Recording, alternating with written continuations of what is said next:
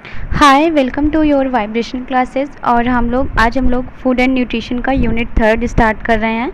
तो इसके पहले मैंने आपको एफएसएसआई के बारे में पढ़ाया है। आप चाहें तो मैं लिंक में डिस्क्रिप्शन दे दूंगी, आप देख लीजिएगा। आज हम लोग जीएमपी के बारे में पढ़ेंगे। तो सबसे पहले हम ये जानेंगे कि जीएमपी क्या होता है। तो जो जीएमपी का फुल फॉर्म होता है उसका आपका है गुड मैन्युफैक्चरिंग प्रैक्टिस। तो जीएमपी जो होता है वो आपका क्या करता है कि वो दवाओं के उत्पादन के लिए नियम बनाता है, और जो भोजन में कुछ क्या करता है कि अगर निर्माण में उनके प्रोसेसिंग में कोई प्रॉब्लम आई हुई है, जैसे फॉर एग्जांपल मैं आपको बताऊं, नॉर्मली लैंग्वेज में हम समझें तो आपने सुना होगा कि गाड़ी चलाना सीखता है तो उसके बाद उसको एक लाइसेंस दिया जाता है। उसके बाद ही क्या किया जाता है कि वो रोड पे जाके गाड़ी चला सकता है। तो इसी प्रकार क्या होता है कि कोई भी मार्केट में जो भी आप प्रोडक्ट लेते हैं उसके लिए सबसे पहले आपको क्या उस दुकान को खोलने से पहले, जैसे आपने मेडिकल स्टोर देखा होगा, तो मेडिकल स्टोर जब खोला जाता है तो वहाँ पे वो मेडिकल स्टोर वाला क्या करता है, एक लाइसेंस लेता है। ये लाइसेंस इसलिए लेता है कि वो मेडिकल स्टोर को खोल के दवाओं को बेच सके, और फिर उसके प्रावधान में ये चीज़ें रहती हैं कि कौन कौन सी दवाओं को वो बेच सकता है, कौन सी लीगल है और कौन सी इलीगल है। तो वही सेम चीज़ है जो जीएमपी होता है। आपने कई सारी, ये फार्मा कंपनियों को क्या करता है कि मानक प्रदान करता है, सर्टिफिकेट प्रदान करता है। और इसमें क्या होता है कि अगर मान लीजिए कि जैसे मान लीजिए कि कोई दवा होती है, कभी कभी आपने सुना होगा कि कुछ दवाओं को बैन कर दिया गया।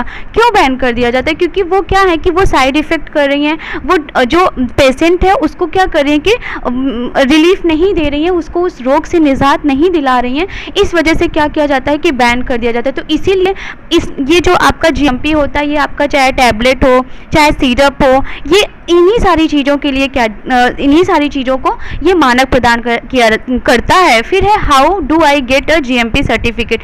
अब हम ये जानेंगे तो जीएमपी सर्टिफिकेट हम कैसे प्राप्त कर सकते हैं। तो मान लीजिए जैसे कोई फार्मा की कंपनी है, उसने अपनी कंपनी को, वो उस दवा की क्वालिटी अच्छी है कि नहीं, वो स्टैंडर्ड है कि नहीं, वो जिस चीज़ के लिए बनाई गई है वो उस चीज़ के लिए, उस चीज़ पे इफेक्ट डाल रही है कि नहीं, उसको आराम दे रही है कि नहीं, ये सारी चीज़ें जब वो प्रमाणित कर लेता है, वो उसका कंपनी का मैनेजर रहता है या फिर जो उसका कंट्रोलर रहता है, फिर उसे जाके ये जो है आपका जीएमपी सर्टिफिकेट मिलता है। और इसमें एक चीज़ मैं आपको बता दूं कि जो WHO होता है इसका बहुत बड़ा हाथ होता है, क्योंकि WHO क्या करता है कि इसको प्रमाणित करता है, तभी जाके क्या किया जाता है, जीएमपी का सर्टिफिकेट उस फार्मा कंपनी को मिलता है।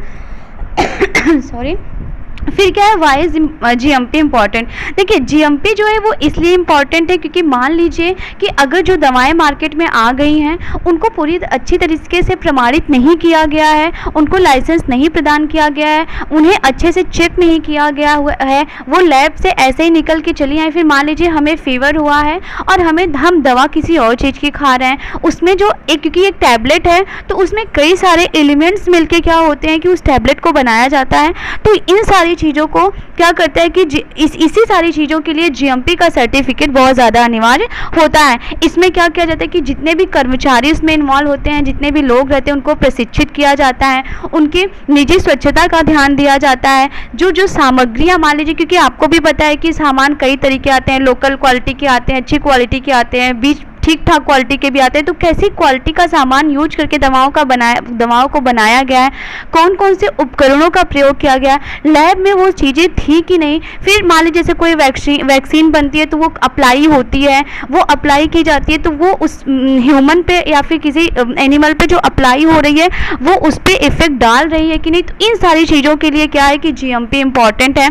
तो कई सारी फार्मा कंपनियाँ जो होती हैं, कई सारी क्या, लगभग जितनी भी फार्मा कंपनियां होती हैं और आयुर्वेदिक जो जितनी भी होती हैं, उनके लिए जीएमपी का सर्टिफिकेट लेना बहुत ही ज़्यादा ज़रूरी होता है। और अगर मान लीजिए कि अगर ऐसा वो लोग नहीं करती हैं, उन्होंने मार्केट में दवाएं अवेलेबल करा दी, फिर उन्होंने जीएमपी सर्टिफिकेट, और अगर मान लीजिए पुलिस को पता चल जाता है या फिर उन्हें किसी भी अधिकारी को ये चीज़ें पता चल जाती हैं, तो इसके लिए बहुत ही ज़्यादा कड़े कानून बनाए गए हैं जिनको उनको भुगतना पड़ता है। फिर हम देखेंगे आपके 5 मेन कंपोनेंट्स होते हैं इस गुड मैन्युफैक्चरिंग मैन्युफैक्चरिंग प्रैक्टिस में।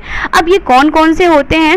जो आपके 5 कंपोनेंट्स होते हैं, यही क्या करते हैं कि जो कंसिस्टेंसी क्वालिटी होती है दवाओं की, जो सेफ्टी होती है, जो हमें इन्फेक्ट नहीं करती है, जो हमारे लिए ठीक हेल्दी हमारे लिए सही होती है, उसको ये देखता है। तो इसमें जो आपके 5 एलिमेंट्स होते हैं, सबसे पहला आपका इसे 5 PS भी कहते हैं और ये आपके एग्जाम में पूछता भी है।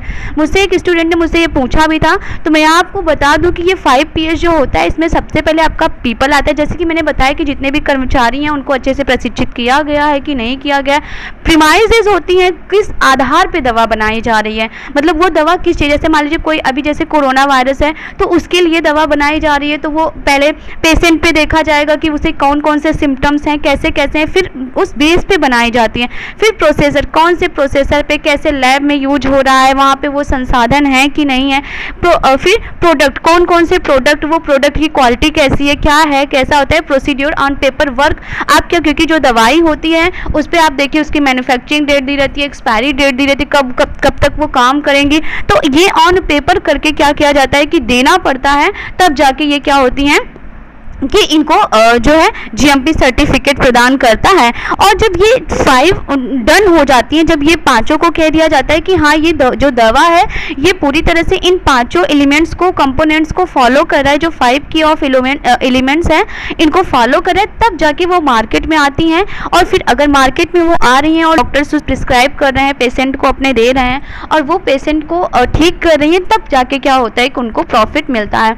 तो ये पूरा GMP होता है जो कि आपकी उच्च गुणवत्ता का पालन करता है, उत्पादों में कौन सी क्वालिटी अच्छी है उसको वेरीफाई करता है, सुरक्षित है कि नहीं है, कौन सी दवा कैसी है। और फिर एक चीज़ इसमें ये भी होता है कि मान लीजिए अगर कोई दवा है उसने GMP ने सर्टिफिकेट दे दिया कि हाँ ये पेशेंट के लिए सही है, इस डिजीज़ के लिए सही है, लेकिन बाद में मान लीजिए कि वो मार्केट में आती है, क्योंकि देखिए डोज होता है, आप ही देखिएगा, छोटे बच्चों को आप दवा पिलाते हैं तो आप 2.5 ml पिलाते हैं, 5 ml, उससे बड़ा थोड़ा होता है तो आप 5 ml पिलाते हैं, फिर 10 ml, तो एक क्वांटिटी होती है। फिर आप टैबलेट में भी उन सारे एलिमेंट्स को जो ऐड होते हैं उनको ध्यान में रख के क्या किया जाता है कि दवाओं को प्रिस्क्राइब किया जाता है। तो मान लीजिए कभी कभी क्या होता है कि जब ये चीज़ें मार्केट में आ तो जाती हैं लेकिन ये सक्सेस नहीं होती हैं, तो फिर क्या कर दिया जाता है कि इन्हीं दवाओं को बैन कर दिया जाता है। फिर उस कंपनी के द्वारा GMP ये चीज़ कह देता है कि आप इन दवाओं को नहीं बेच सकते हैं, क्योंकि ये क्या कर रही हैं, ये मार्केट में जाके लोगों को हार्म पहुँचा रही हैं। तो ये सारी चीज़ें क्या है कि पूरा आपका GMP है। GMP ये का कार्य यही होता है कि जितनी भी आपकी फार्मा कंपनियाँ होती हैं उनके मानकों को निरीक्षित करता है, उनकी क्वालिटी को निरीक्षण करता है और उनके लिए जो अपना कानून बनाता है और उन जो इसने रूल बनाए हुए हैं उन सारे रूल को क्या करना पड़ता है कि उन्हें फॉलो करना पड़ता है, ताकि जो दवाएं आ सकें, जो लोगों के बीच दवाएं आ सकें, वो उनकी हेल्थ के लिए अच्छी हों। तो ये क्या है, ये आपका गुड मैन्युफैक्चरिंग प्रैक्टिस था। इसके बाद आपके कई सारे टॉपिक हैं इस यूनिट में आप देखेंगे तो, और ये सारे मोस्टली आप देखेंगे तो ये आपके मैच करने के लिए आते हैं। जैसे आपका GMP आता है, TQM आता है, ऐसे ही आपके कई सारे GAP आता है, GHP आता है।